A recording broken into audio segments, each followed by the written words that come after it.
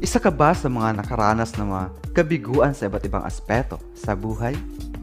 Naranasan mo bang maging frustrated sa mga bagay-bagay? Have you ever tried being alone and lonely? Nahaharap ka ba sa iba't ibang pagsubok na nangangailangan ng matinding emotional investment? May mga times ba na feeling mo nag-iisa ka at walang karamay and you feel empty at may iba't ibang problema sa buhay? Kung ganon, kailangan mong malaman sa sarili ang mga habit na makakatulong sa'yo upang maging strong ka when it comes on your mental health issues.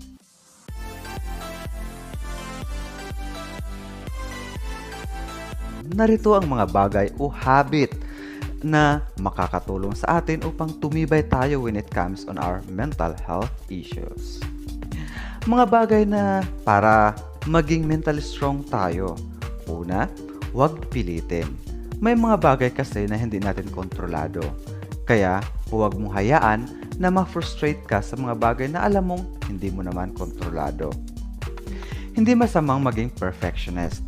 Yun ay kung hindi makakaapekto sa health mo. Kung alam mo naman at sigurado ka na kaya mo, bakit naman hindi? Pero kung alam mo na malabo pa ito sa ilog Pasig na maabot ito, ay syempre wag mo nang pilitin. We all want to find perfection. A perfect career, a perfect relationship, but no matter how hard we look for it, perfection will always be a myth. If you want to find mental strength, stop chasing perfection. Huwag palakihin ang maliliit na issue or problema para iwas stress. Hindi ko rin naman sinasabi na makontento na lang tayo sa mga maliliit na bagay. Try to aim high that you deserve. Huwag mangarap ng isang perpektong buhay dahil alam naman natin na malabo ito. At ang harapin mo ay ang mga bagay na magpapabuti sa'yo. Tandaan, nothing will be perfect and no one will be flawless. Diba? Pangalawa, be open in any possibilities. Huwag matakot mag-explore. Huwag limitahan ang sarili. Be open-minded. Huwag matakot na magkamali. Tandaan na hindi ka matututo kung hindi ka magkamali. Try new things and pay attention to the way you feel. Mas maging matatag tayo kung marami tayong experiences sa buhay dahil lahat ng mga pinagdaanan natin ay maaring magpapatibay sa atin. Kaya go lang ng go, 'di ba? Basta alam natin na makakabuti ito at walang taong naaagrabyado. Exposing ourselves to unique experiences can build our confidence and trust. Para tumibay tayo, embrace the complexity of our identity. Be flexible. Ika nga nila. Pangatlo, matutong makinig. Alam nyo ba na mas matatalino yung mga taong handang makinig? Or mga taong mahilig makinig kaysa mga taong puro daldal? Kasi ang mga listeners ay mas maraming natutunan dahil reserver sila ng mga ideas and solutions. Ang mga puro dada naman ay puro bigay lang ng mga information kaya limited lang ang mga meron sila kasi sila yung giver. Hindi kagaya sa listener na marami silang natatanggap na information na maaaring magpatibay sa kanila. And once you listen, marami kang matutunan na magpapatibay sa iyong pagkatao at kaisipan. Mentally strong people are interested and invested in the opinions of others. Sabi nga nila, matalino ang taong nagtatanong at nakikinig. Pang-apat, huwag matakot. Upang tumibay tayo, sanayin ang sarili na humarap sa mga challenges sa buhay. We must be motivated to achieve goals, harapin ang problema imbis na takasan ito. Napakasarap sa feeling every time we conquer our problems or challenges in life. Mentally strong people are always searching for new challenges. Parang ako rin dati. Lagi kong sinasabi sa sarili na kung kaya nila, kaya ko rin, di ba? Facing any problems or challenges in life can make us grow. Self-improvement in other term, kumbaga. To build mental strength, don't be afraid of changes or change. Number 5, lakas ng loob. Tibayan at lakasan ang loob. Huwag hayaang kontrolin ka ng mga problema. Dapat ikaw ang kukontrol nito.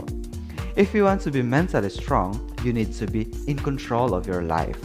That means empowering personal decisions, building self-esteem, and finding the courage to take risks. Maging failure man o mag-succeed, tandaan, sariling decision mo yan na meron kang matutunan to grow. Taking responsibility for each change or changes ay nagpapatibay sa atin. Pang-anim, magpakatotoo and love yourself. Pag sinabing magpakatotoo, meaning be true to yourself. And then, huwag dayain ang sarili. Huwag magpanggap para lang magustuhan ng iba. Mahirap magkaroon ng lakas o tapang na harapin ang mundo pag nabubuhay tayo sa kasinungalingan. Hindi ba? Self-care is a critical aspect of mental strength. People with a strong sense of who they are pay close attention to the way they feel, both physically and emotionally. Kung gusto mong magkaroon ng kumpiyansa or confidence sa sarili, tangkilikin ang sarili to build mental strength. Naks naman. Be proud kahit sa mga maliliit na bagay na nagawa mong alam mong tama at success sa buhay mo. Be proud pero huwag maging mayabang. Karagdagan pa, accept of who you are and what you have done. It's either tama man or mali ito. Pangit man o maganda, naging success man o failure. Dapat matutong tumanggap at matuto mula dito. Tandaan, you won't be able to improve or find happiness and boost confidence or build mental strength kung di mo kayang tanggapin ang mga pangyayari sa buhay mo. Tandaan, acceptance is the best way to move on. Huwag ikahiya ang ating mga insecurities at mga kahinaan dahil part yan sa buhay natin. Gamitin ito bilang motivation to improve ourselves. Pang-7, mapagkumbaba. Pag sinabing mapagkumbaba, ikaw yung tao na handang tumanggap ng pagkakamali at hindi pinapairal ang ego. Para iwas sakit sa ulo at iwas frustration, tanggapin natin ang katotohanan. That nobody is perfect, lahat nagkakamali, at matutong makinig sa suggestion or payo ng iba. And that makes you a better and stronger person. Tandaan na kahit gaano ka pa kagaling, hindi lahat ng tao ay magugustuhan ka. Do not expect too much. Huwag gawin ng isang bagay para purihin ka ng iba. Ang mahalaga, confident ka na tama ang ginagawa mo. Tandaan, we cannot please everybody dahil maraming inggit at insecure sa paligid. Kaya kung may mag-criticize man o maminta sa'yo at sa ginagawa mo, hayaan mo lang. O sino man sa paligid mo ang maminta sa'yo, ay wala sa'yo ang mali, kundi nasa kanila. Besides, nabubuhay naman tayo para sa sarili at hindi para sa ibang tao, di ba? Tanggapin mo ang mga criticism or pamimintas ng ibang tao bilang motivation para mas galingan mo pa at mas pagandahin pa ang iyong mga obra or masterpiece, di ba? Don't take it personally, di ba? Tandaan mo, mas ginagalingan natin ang isang bagay pag may kulang, di ba? Paano naman natin malalaman na may kulang o mali kung walang tao na pupuna sa atin, di ba? Tandaan na mas tumitibay ang isang tao pag marunong tumanggap ng criticism dahil ito ang magpapa-improve sa atin. Hindi naman tayo mag-improve kung walang pumuna sa atin para itama ang isang bagay. Mahalaga ang totoong opinyon mula sa iba kaysa pinupuri ka pero kaplastikan lang pala, 'di ba? Ako po si CJ na nagsasabi, be proud and love yourself, 'di ba? Thank you and see you on my next video.